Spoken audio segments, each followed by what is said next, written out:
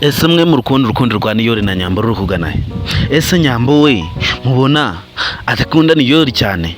So guys, nonje kugwikazana kuri Vinke Empire. Niba uri umukunzi wa filime yacu Ibanga ukaba utarakora subscribe hano kuri Vinke Empire, ndagushishikariza kugira ngo ube wakora subscribe nawe ube waba umunyamuryango wa filime yacu Ibanga ndetse na Miss Nyambo muri rusange. So guys, murabizi ko tugeze kuri episode ya 78 ya filime yacu Ibanga, kandi murabizi ko uyu munsi mugomba kwibona nkuko tuba twabiteganyije. So guys, rero Nyambo we na Niyori bo bakomeje kujya mu rukundo, kandi murabizi ko Niyori we akunda Nyambo kurenza abandi bose. So guys, rero na Nyambo nimba uyu munsi aramusubiza akamukunda, turategereje. Niba uri umukunzi w'Ibanga, saa 8 zuzuye nuze kubura kuri Miss Nyambo twirebera episode ya 78 ya filime yacu Ibanga. Kandi turabizi ko mwebwe mukunda Ibanga mutahabura, kandi turabizi ko mwe mukunda filime yacu Ibanga muba muri maso kuri Miss Nyambo ndetse ngo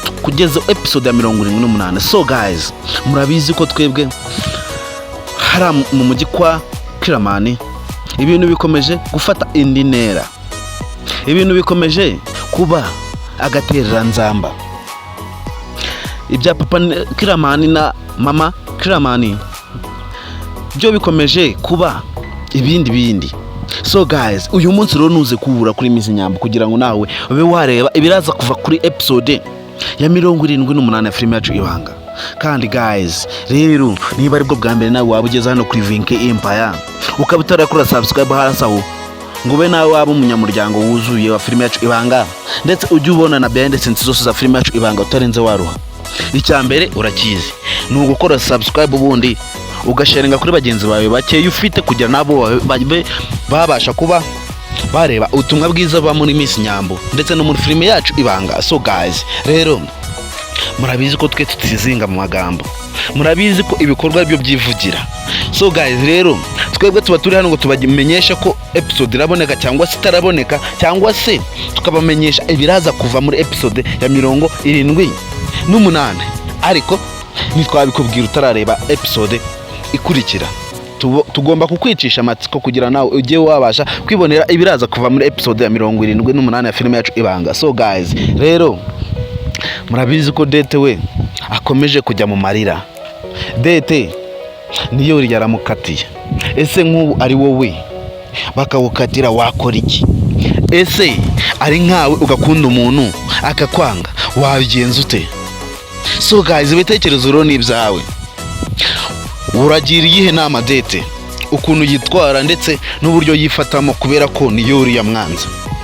So guys, rero nawe uri umunyamuryango wa Miss Nyambo muri rusange, ndetse uri n'umunyamuryango wa filime yacu Ibanga, wakora subscribe hano kuri Vinke Empire kugira ngo nawe ube wabasha kuba umunyamuryango wuzuye, ndetse umunyamuryango uba wabasha kuba yakurikirana ibikorwa byose bya filime yacu Ibanga, ndetse ahantu hose kwaba turi, ndetse n'ibintu byose waba wifuza kuba wamenya ku bakinnyi bose bakina muri filime yacu Ibanga.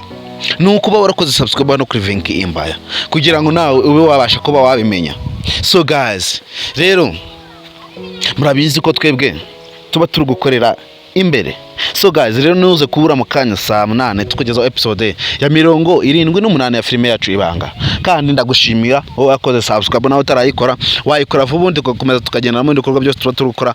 Twongere duhure mu kanya saa 7 zuzuye, saa 8 nako tukugezaho episode ya 78 ya filime yacu Ibanga. Kandi ndabashimiye, murakoze.